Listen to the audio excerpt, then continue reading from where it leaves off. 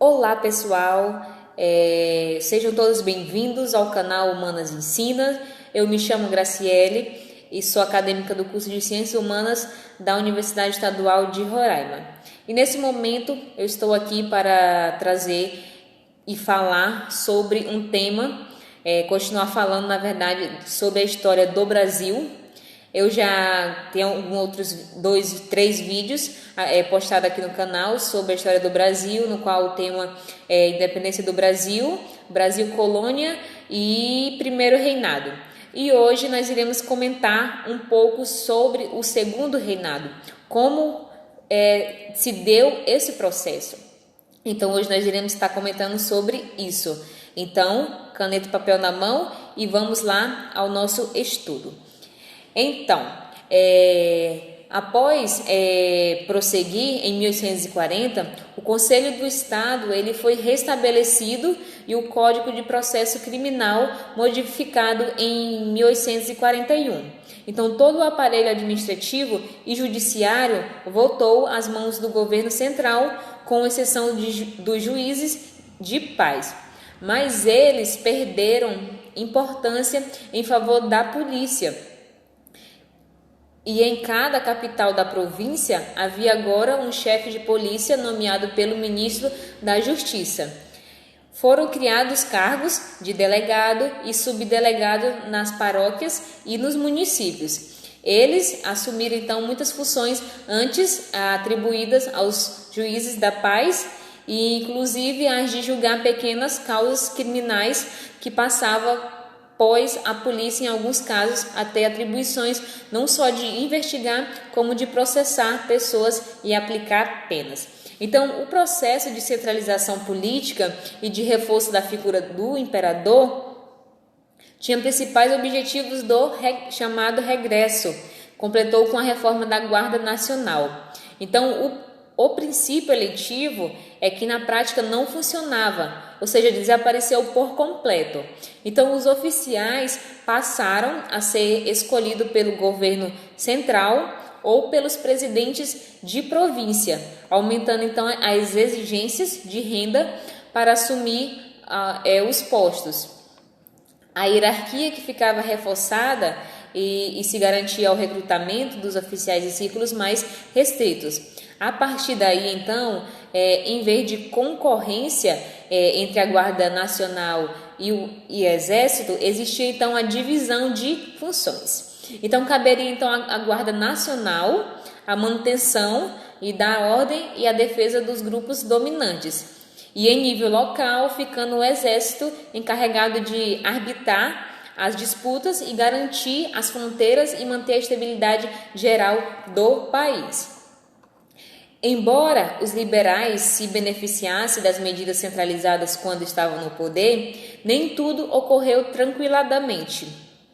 Nos primeiros anos da década de 1840, o governo imperial, Justiniano José da Rocha, o mais brilhante jornalista conservador, preocupou-se com esse problema.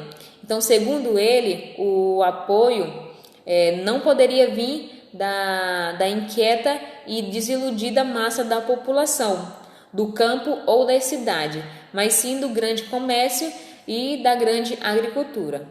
Em suas palavras, o governo a essas duas classes, toda consideração vincula-se por todos os modos à ordem estabelecida, identificando a Constituição do país, e o futuro estará em máxima parte consolidada. O jornalista conservador tinha em mente as revoltas liberais surgidas em maio e junho de 1842. E em duas províncias pouco afetadas por rebeliões, São Paulo e Minas Gerais, como ramificações no Rio de Janeiro também. Então, entre esses líderes estavam figuras importantes como o padre Feijó e Campos Vergueiro de São Paulo, e Limpo de Abreu e Teófilo Otoni de Minas. Então, os grandes proprietários rurais se dividiram entre os dois campos em luta. E no Rio de Janeiro, o líder dos rebeldes era Joaquim de Souza Breves, fazendeiro de café, e o homem mais rico da província. Ele era o homem mais rico da província. Então, Breves opunha-se ao governo central porque esse tentava combater a sonegação de impostos sobre o café e tomara medidas de combate ao tráfico de escravos.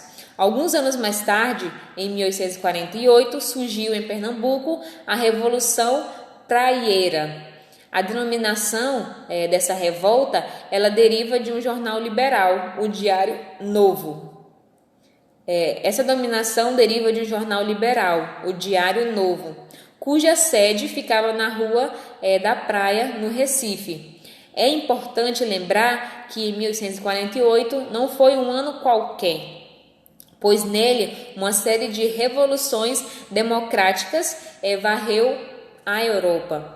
E em Olinda e em Recife respirava-se o que um autor anônimo adversário a vapor se compunha agora também de crítica social e de ideias socialistas.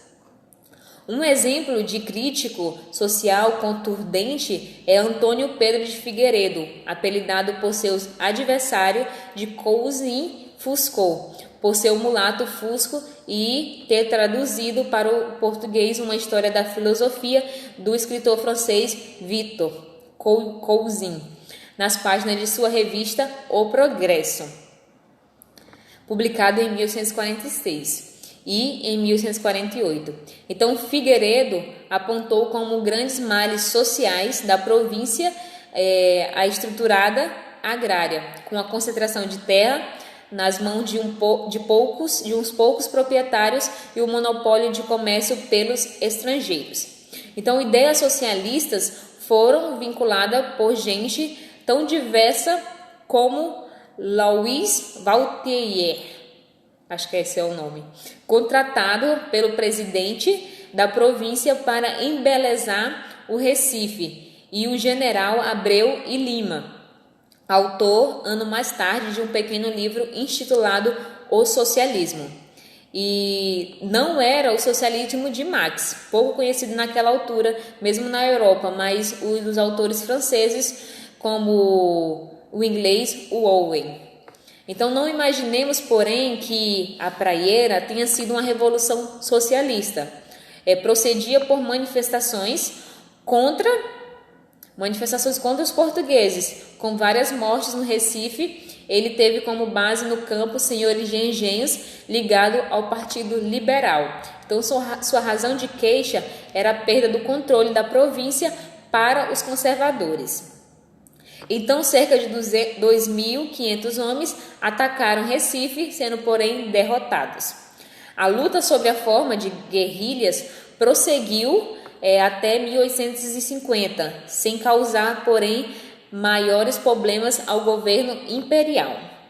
O núcleo urbano dos praieiros, no qual se destacava a figura do velho republicano Borges da Fonseca, sustentou, então, um programa favorável ao federalismo e a abolição do poder moderador, a expulsão dos portugueses e a nacionalização do comércio e do varejo, controlando em grande parte por ele mesmo.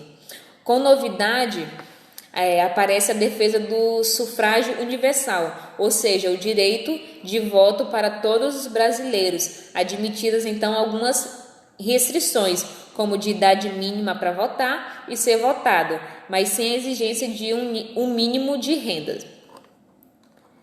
A foi então a última das rebeliões provinciais. Ao mesmo tempo, marcou o fim do ciclo revolucionário em Pernambuco, que vinha desde a guerra contra os holandeses e com a interação da província à ordem imperial. Bem antes de eclodir a praieira, as elites imperiais vinham procurando formalizar as regras do jogo político. O grande acordo final alcançado tinha como ponto básico o retorno da figura do imperador, com a restauração do poder moderador e do Conselho de Estado, e um conjunto de normas escritas e não escritas. As últimas constituíam o que se chamava de forma deliberadamente vaga o espírito do regime. Então começou a funcionar um sistema de governo assemelhado ao parlamentar, mas que não se confunde com o parlamentarismo no sentido próprio da expressão. Em primeiro lugar, lembremos o fato de que a Constituição de 1824 ela não tinha nada de parlamentarista. Então, de acordo com seu dispositivo, o poder executivo era chefiado pelo imperador e exercido por ministro de Estado livremente nomeado por ele. Então, esse critério é exercido por ministro de Estado livremente nomeados. É o chamado de gabinete, que depende essencialmente do parlamento, de onde sai a maioria dos seus membros. Então, durante o primeiro reinado e a regência, não houve prática parlamentarista. Essa foi se desenhando e, mesmo assim, de forma peculiar e restrita a partir de 1847. Naquele ano, um decreto criou então o cargo do presidente do Conselho de Ministros, indicado pelo imperador. Essa personagem política passou então a formar o ministério cujo conjunto constituía o Conselho de Ministros, ou gabinete encarregado do poder executivo. O funcionamento do sistema presumia que, para manter-se no governo, o gabinete então deveria merecer a confiança tanto da Câmara como do imperador. Então houve casos em que a Câmara forçou a mudança de composição do Conselho de Ministros, mas o imperador detinha uma considerável soma de atribuições através do poder moderador, e isso distingue o sistema político imperial do parlamentarismo. O imperador usava as prerrogativas do poder moderador, quando a Câmara não apoiava o gabinete e suas preferências. Nesse caso, como base no poder moderador, dissolvia a Câmara após ouvir o Conselho de Estado e convocava novas eleições. Como nas eleições o peso do governo era muito grande, o imperador conseguia eleger uma Câmara que se harmonizava com o gabinete por ele preferido. Como resultado desse mecanismo, houve então um governo de 50 anos, a sucessão de 36 gabinetes, com a média de 1 ano e 3 meses de duração cada um. Aparentemente havia uma grande estabilidade, mas de fato não era bem isso que ocorria. Na verdade, tratava-se de um sistema flexível que permitia o rodízio dos dois principais partidos no governo, sem maiores traumas. Para quem estivesse na oposição, havia sempre a esperança de ser chamado a governar. Assim, o recuso às armas se tornou desnecessário. Então, os dois grandes partidos imperiais, o conservador e o liberal, completaram sua formação em fins da década de 1830, com agremiações políticas opostas. Mas havia muita diferença ideológica ou social entre eles. Não passaram, no fundo, de grupos quase idênticos. Ou seja, mas havia mesmo diferenças ideológicas ou sociais entre elas. Não passaria, no fundo, de grupos quase idênticos, separados apenas por rivalidade pessoais? Então, muitos contemporâneos afirmavam isso. Ficou célebre uma frase atribuída ao político pernambucano Holanda Cavalcante, que dizia assim: nada se assemelha mais a uma Saquarema do que uma Luzia no poder. Saquarema. Nos primeiros anos do Segundo Império, era o apelido dos conservadores.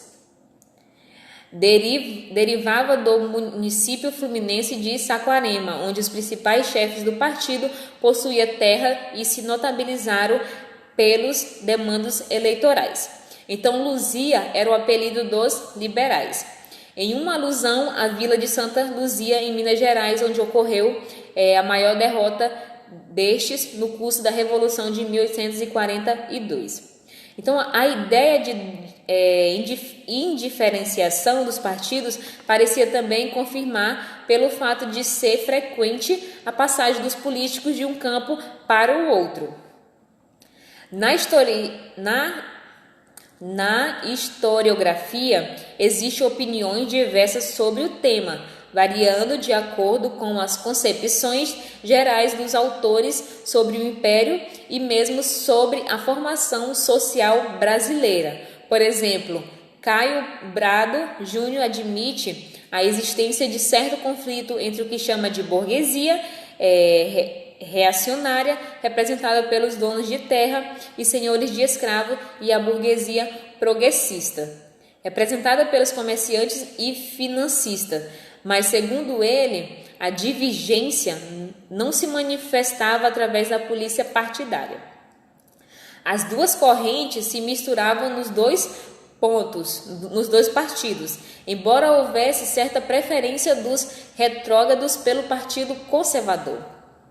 Por sua vez, Raimundo Faoro vê no Partido Conservador a representação da burocracia, enquanto o Partido Liberal representaria os interesses agrários opostos ao reforço do poder central promovido pelos burocratas. Então, ao considerar essa questão, devemos ter em conta que a política desse período, não só dele, mas em boa medida, não se fazia para se alcançarem grandes objetivos ideológicos. Chegar no poder significava obter prestígios e benefícios para si próprio e sua gente. Nas eleições, não se esperava que o candidato cumprisse bandeiras programáticas, mas a promessa feita aos seus partidários. Então, conservadores e liberais utilizavam-se dos mesmos recursos.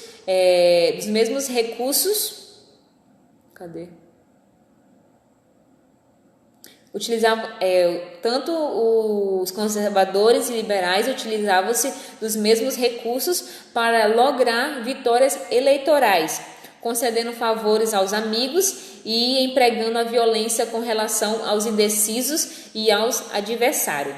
Aliás, havia uma dose considerada aceitável no uso desses recursos, e certas eleições ficaram famosas por superarem essas doses.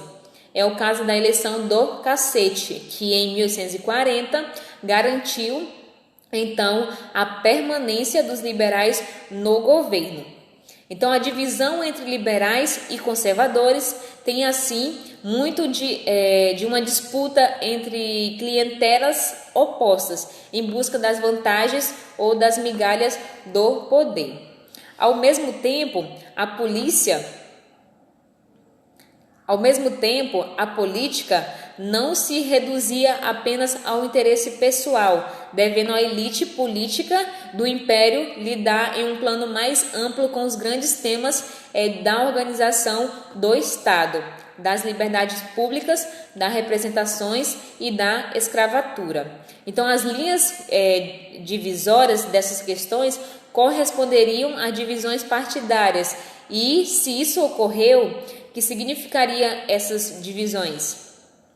Então, vamos deixar para mais adiante o problema da escravatura, por ser merecedor de um tratamento à parte. Então, lidando aqui com as outras questões.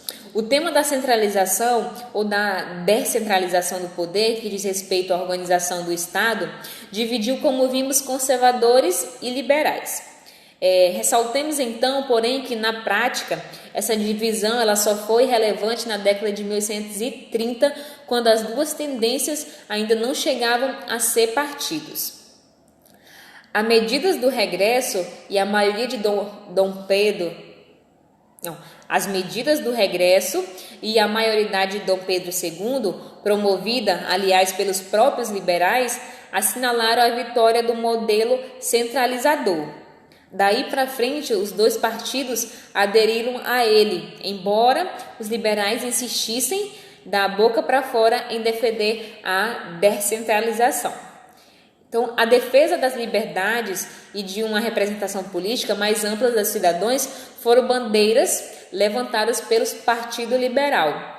mas foi só a partir da década de 1860 que esses temas ganharam a força em seu ideário, juntamente com a retomada das propostas de descentralização, que podemos estar chamando o Partido Liberal, organizado em 1870, com a adesão de conservadores como Nabuco de Araújo e Zacarias de Góes, que defendia em seu programa a eleição direta nas cidades maiores, o Senado temporário, a redução das atribuições do Conselho de Estado e a garantia da liberdade de consciência, de educação, de comércio e de indústria, e a abolição gradual da escravatura. Então, algumas figuras do liberalismo, como o senador Silveira da Mota, chegaram mesmo a introduzir um tema hoje atual, ao dizer que as reformas deviam originar-se da opinião pública, da sociedade civil, na linguagem de nossos dias, e não do governo, como sempre acontecera no país. Então, se havia uma certa diferenciação ideológica entre os dois partidos, cabe perguntar o que se devia ao analisar a composição dos mistérios imperiais. José Murilo de Carvalho chega a algumas conclusões significativas ao seu ver nas décadas de 1840 e 1850. Sobretudo, o Partido Conservador representava então uma colonização de proprietários rurais e burocratas do governo. Aqui se juntou ao setor de grandes comerciantes preocupados com agitações urbanas. O Partido Liberal, então, reunia principalmente o proprietário rural e profissionais liberais. Uma distinção importante que dizia respeito às bases regionais dos dois partidos, enquanto os conservadores extraíam sua maior força da Bahia e Pernambuco. Os liberais eram mais fortes em São Paulo, Minas Gerais e Rio Grande do Sul. A união entre burocratas, com destaque para os magistrados e os grandes proprietários rurais fluminenses, representou o coração da política centralizadora sustentada pelos conservadores. A concepção de um império estável e unificado originaria da burocracia governamental. Foi assumida pelos donos da terra fluminense, vinculadas à corte pela geografia e por seus negócios. O setor de proprietários rurais da Bahia e Pernambuco, pertencente ao Partido Conservador, tinha vivido e ainda estava vivendo a experiência das lutas pela autonomia regional com conteúdo popular. Essa seria sua razão básica para apoiar a ideia de um governo central dotado de grande autoridade. Por sua vez, em uma primeira fase, as propostas liberais de descentralização partiam de áreas como São Paulo e Rio Grande do Sul, onde havia uma tradição de autonomia na classe dominante. O liberalismo, no caso de Minas, provinha tanto de proprietários rurais como da população urbana das velhas cidades gerada pela mineração. Por outro lado, a introdução de propostas como a ampliação da representação política e a ênfase no papel da opinião pública teria resultado da presença de profissionais liberais urbanos no Partido Liberal. Então, essa presença ela só se tornou significativa a partir da década de 1860, com o desenvolvimento das cidades e o aumento de número de pessoas com educação superior. Lembremos que, por último, que por volta de 1870, principalmente em São Paulo, as transformações socioeconômicas haviam gerado uma classe baseada na produção cafeeira, e essa classe assumiu com toda a consequência um dos aspectos principais de descentralização, a defesa da autonomia provincial. E, ao mesmo tempo, esses grupos de base social diversa, como essa burguesia cafeeira e a classe média urbana, surgiu uma convicção nova. Ela consistia na descrença de que reformas descentralizadoras ou de ampliação da representação política pudesse ocorrer nos quadros da monarquia. Então nascia assim o movimento republicano. Então agora nós estamos em melhores condições para discutir uma questão que já falamos atrás, né? Porque o Brasil não se fragmentou e manteve a unidade territorial que vinha dos tempos da colônia. Então, respondendo a isso, as rebeliões provinciais e as incertezas sobre a forma de organizar o poder central indicam que a unidade do país não estava garantida ao ser proclamada a independência. A unidade foi produto da resolução de conflitos pela força e pela habilidade e do esforço dos governantes no sentido de construir um Estado centralizado. Mas não há dúvida de que nesse processo a hipótese de separação das províncias foi sempre menos provável do que a permanência da unidade para explicar isso. Os historiadores têm buscado várias respostas. Então vamos nos referir a duas relativamente recentes, contrastantes entre si. Em seu livro A Construção da Ordem, José Murilo de Carvalho propõe então uma explicação que dá peso maior à natureza da elite política imperial, que teria dito melhores condições de enfrentar com êxito a tarefa de construir o Estado Nacional por ser bastante homogêneo. Essa homogeneidade resultaria principalmente na educação e da profissão comuns. A maioria dos membros da elite eram formada por gente que tinha educação de nível superior. Esse fato constituía, na opinião de José Murilo, um elemento poderoso de unificação ideológica por três razões.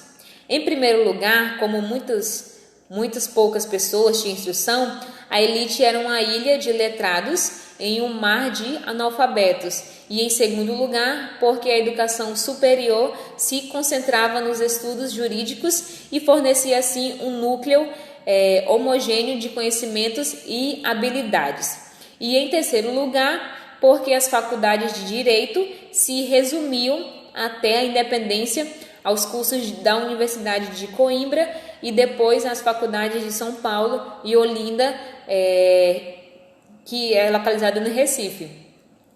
A concentração geográfica e a identidade da formação intelectual promovia contatos pessoais entre estudantes de várias capitanias e províncias. Incutia neles uma ideologia comum dentro do estrito controle a que as escolas superiores eram submetidas pelos governos tanto de Portugal como do Brasil. Ainda segundo José Murilo de Carvalho, deve-se acrescentar isso, o fato de que uma parte significativa da elite política era constituída de magistrados. Desse modo, a profissão contribuiu para aumentar os índices de homogeneidade da elite política e em termos de visão de mundo, interesse e objetivos a serem alcançados.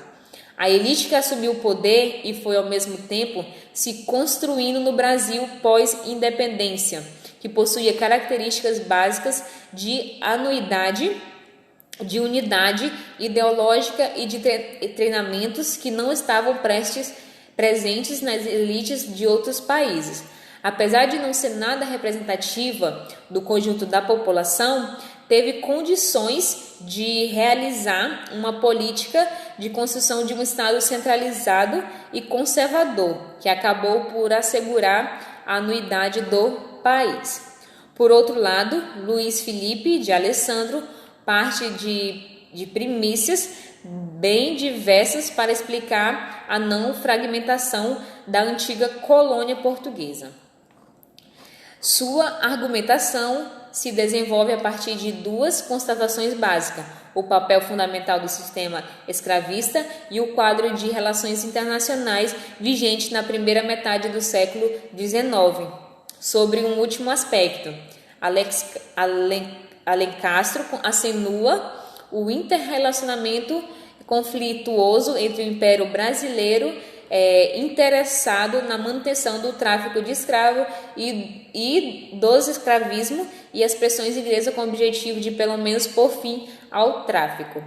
Nesse jogo de interesse, a Inglaterra era sem dúvida a potência dominante, mas o Brasil dispunha de um trunfo significativo, por ser uma única monarquia implantada na América do Sul. Na perspectiva de Londres, o Império era encarado como uma garantia de ordem e um freio à propagação de ideias republicanas no continente. O Brasil então conseguia adiar por vários anos medidas efetivas no sentido de acabar com o tráfico de escravos, após ver sua independência reconhecida pela Inglaterra. Mas é certo que a Inglaterra continuou posicionando o governo imperial brasileiro. Alencastro parte deste contexto e lembra que as principais províncias brasileiras assentavam sua prosperidade nos sistemas escravista, para se perguntar como iriam suas elites se aventurassem a uma separação do império, com risco de enfrentar sozinhas a poderosa Inglaterra. Quem melhor do que o império unitário e centralizado para contemporizar na questão do fim do tráfico e encaminhar o problema sem grandes abalos. Então, para reforçar essa tese, Alencastro lembra que das duas rebeliões regionais mais violentas no período da regência, que estouraram no sertão do Maranhão, a Balaiada, e no Rio Grande do Sul, a Farroupilha. As duas regiões tinham na criação de gado sua atividade fundamental e o trabalho escravo, assim como o tráfico não desempenhava nelas um papel determinante.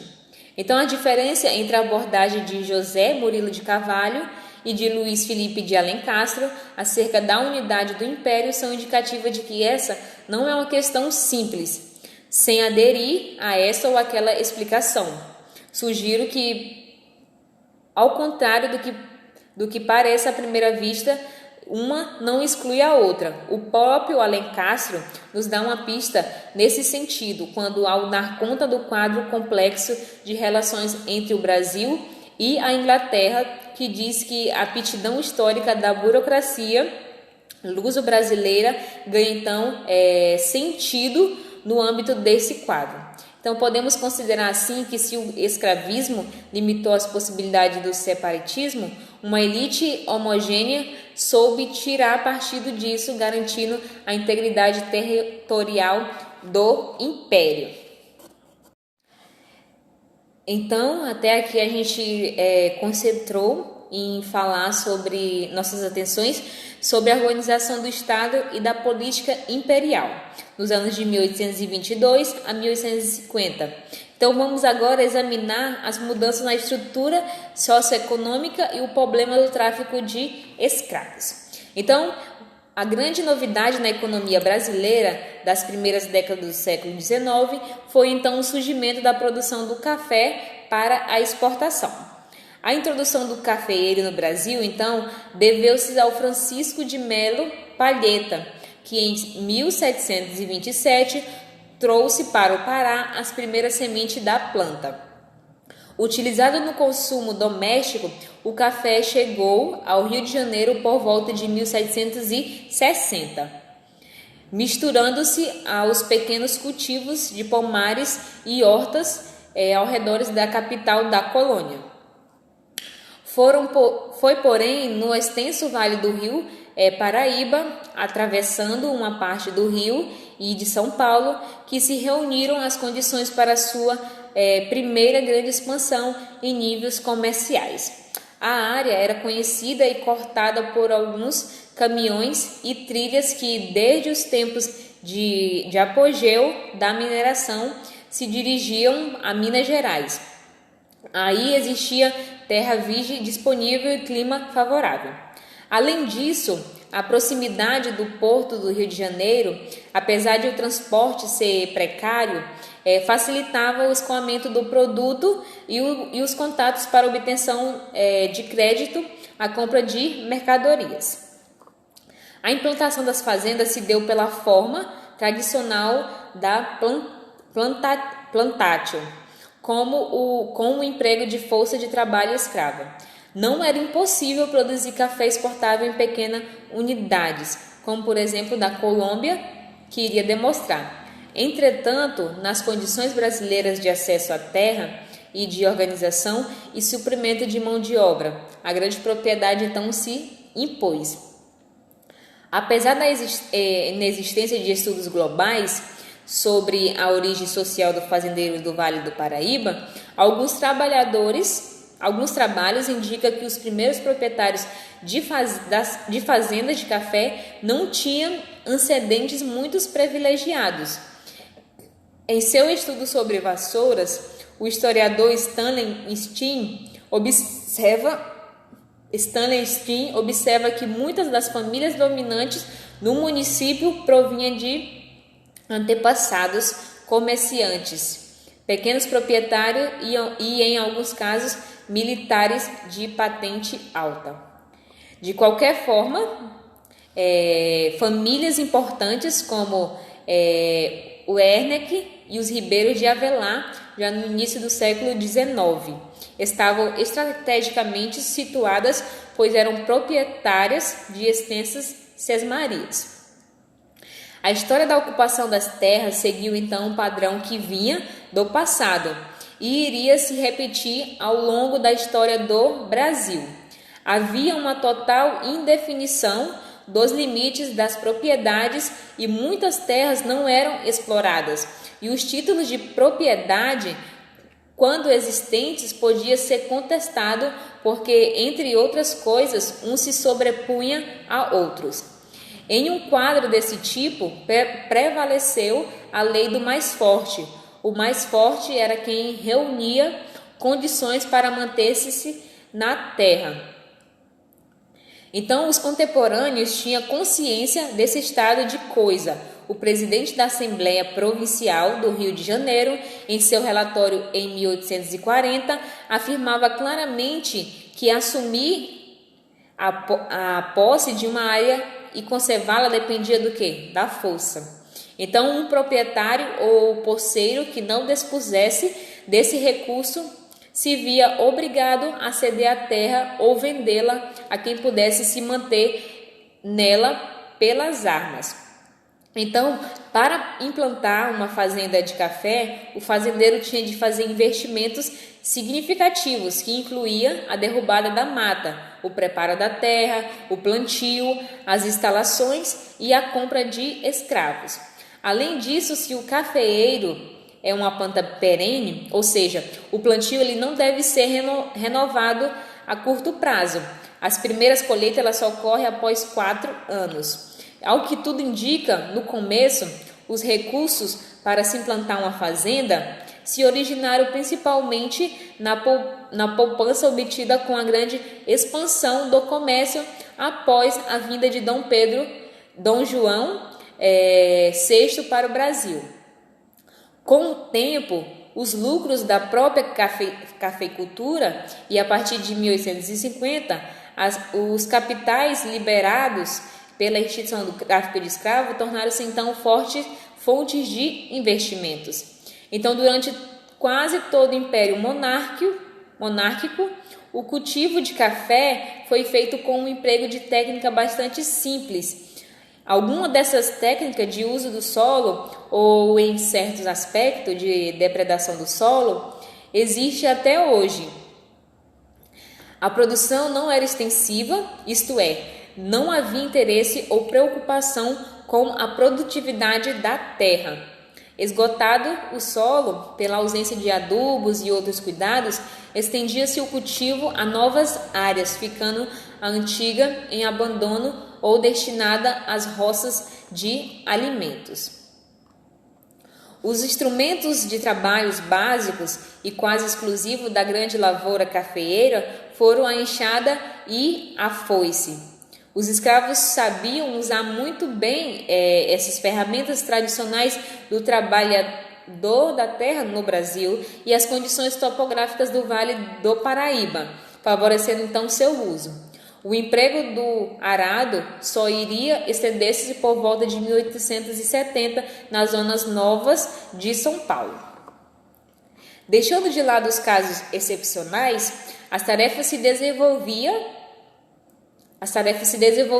do seguinte modo: derrubada a mata, utilizava-se parte da madeira e tocava-se o fogo no resto. O plantio era feito com o uso de mudas e no começo os fazendeiros não faziam nem mesmo os alinhamentos delas.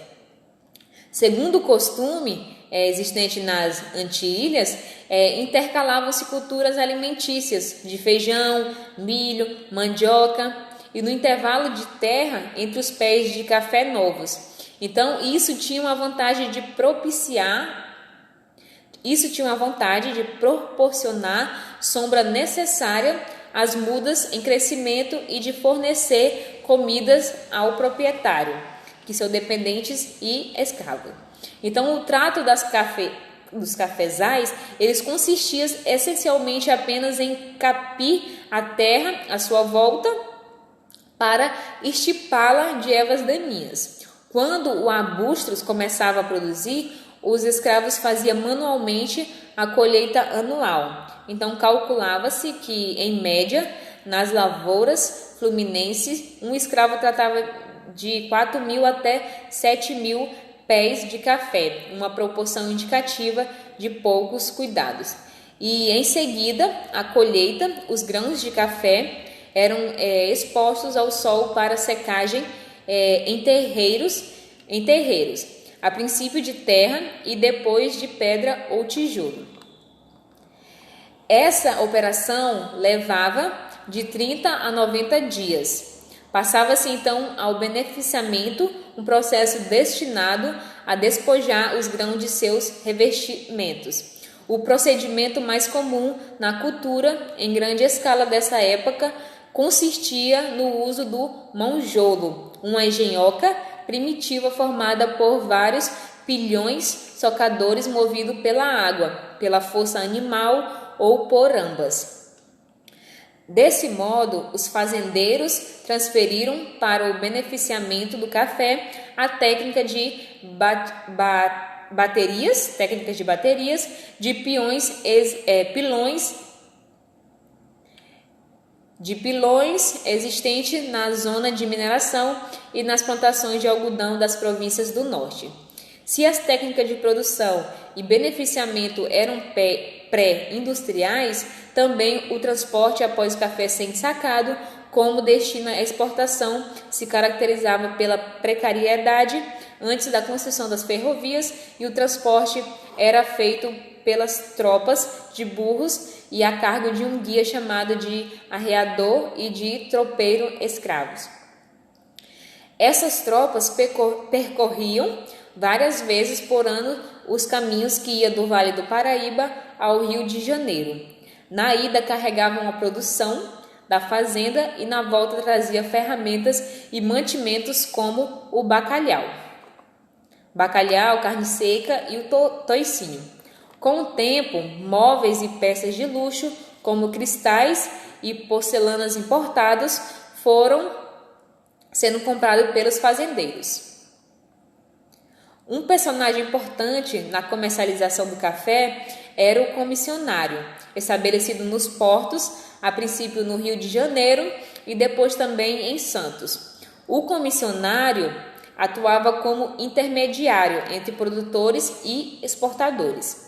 Ele recebia a mercadoria para vender aos exportadores no momento considerado oportuno, por conta da mercadoria que lhe era entregue ou ia ser entregue. Então, fornecia os bens de consumo e os instrumentos encomendados pelos fazendeiros, ganhando comissões sobre o negócio.